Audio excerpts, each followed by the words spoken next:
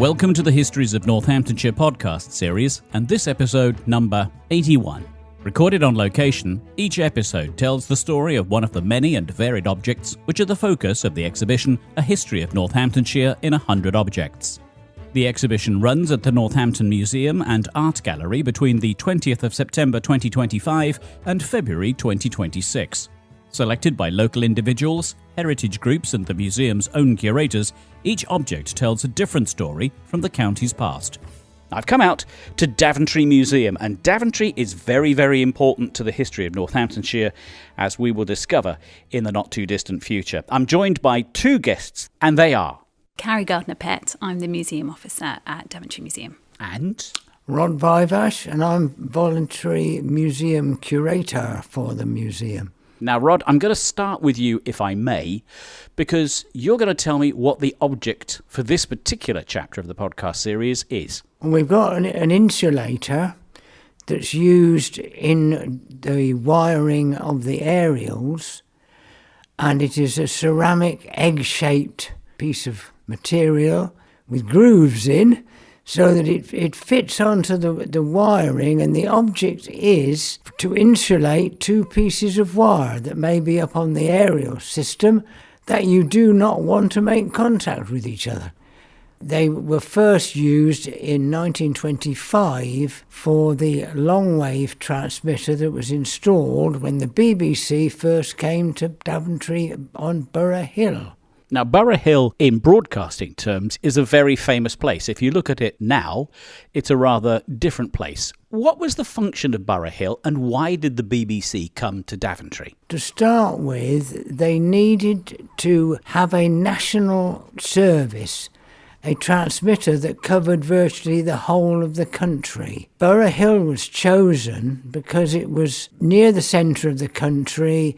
It was on a hill, and various other reasons, like there was a water supply, they could get electricity from the Northampton Power Company. Telephone lines came by going London to Birmingham, so they could tap into those for the programme material. So being here was, as much as anything else, functional for the British Broadcasting Corporation. Nevertheless, it was a very important location for the BBC so that it could reach the furthest parts not only of Britain, but a lot further still. Yes, because subsequently in 1932, the Empire service was launched, and that was a shortwave service that could beam programmes from Borough Hill to the other parts of the world. Rod, you are yourself ex-BBC. What was it like to work here in the countryside of Northamptonshire? Yeah, and it was an interesting job. There were the programmes didn't generate on Borough Hill. They were all done in London and Birmingham and the various cities. Daventry was just a transmitter. We had to keep the equipment going. There was a lot of manual switching had to be done at the time so we could cover the various countries around the world. So there was a lot of science involved. I'm assuming that there was a lot of developing science, electronics. All of this was new technology, not only to the listening audience, but to engineers such as yourself, and indeed the population of Daventry, and by extension Northamptonshire too. Yes. When you think about the importance of Borough Hill and the aerials that were in the Northamptonshire area, not just at Daventry, they really were critical to the nation being able to receive broadcasts, and those would have been more than just entertainment broadcasts. There was a strategic importance. Well, news was important, especially during World War II. We really came into our own. The government of the day could use it as their mouthpiece as well. Now, we've got the item in the exhibition. Before I move on to Carrie, what is your reaction to that item, given that it is now in the exhibition telling the stories of Northamptonshire? I mean, they were up in the air. We didn't really see them. When the station closed in 1992, everything was demolished down to the ground level and cleared. And that was one of the things that was left behind on the ground that somebody picked up And of course it instantly brought back memories of the whole system, really. So, and then it was given to the museum. There's still a presence up there of a broadcasting company, not the BBC anymore, because the BBC sold all their sites off in 1995. Nowadays, the field itself has been taken over by West Northants Council and is open to the public so that you can walk your dogs up there. And perhaps get a sense of what might have been going on from the 1920s up to the 1990s, as you were saying. Rod, thank you for that. Carrie, let me turn to you for perhaps a more historic perception here at the Daventry Museum. What was the significance of the BBC? What did it bring? The BBC really did put a mark on this place. It did. It really put Daventry on the map. People spoke about Daventry calling. It became the call sign that everybody knew because of the 5XX transmitter.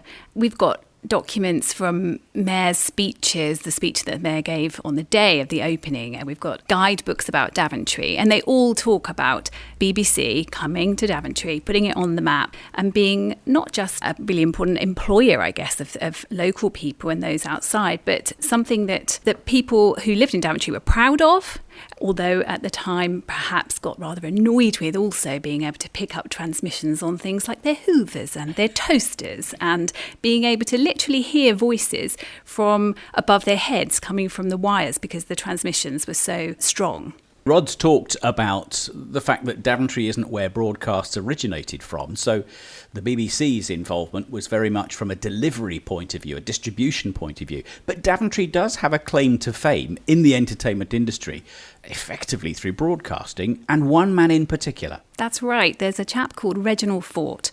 In 1923, he became the BBC's first official theatre organist. He played to audiences in London, and then that was broadcast throughout the UK. He also had a mobile organ, so could do broadcasts from all over the place and had big lorries with his name emblazoned on them. We have his piano here. He was born in Daventry, just off the High Street, in fact.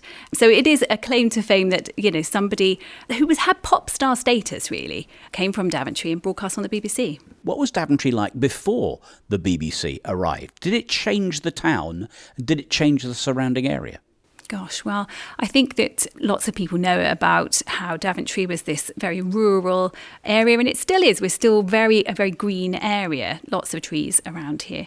But because of the coaching industry and going to Birmingham and London and being a thoroughfare, lots of people came through the town. And then it went into a bit of a decline when the trains came, so there weren't so many people getting those coaches, and then the coaching industry died away. So it was very rural. And then the town's really gone through ebbs and flows and, expansion. And the BBC was a huge part of that because even when they left, everybody still remembered Daventry calling. And families and generations came to settle here, relocated by the BBC into the area.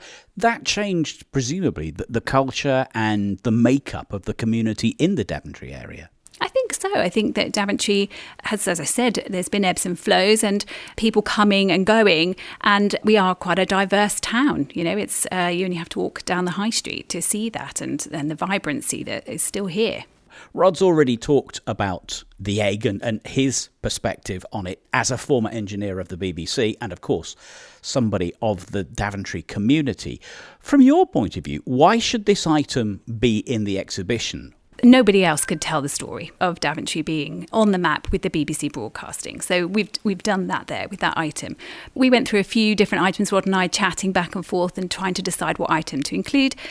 And we decided upon the egg because it is an ovoid, rather large ostrich egg sort of shape and size.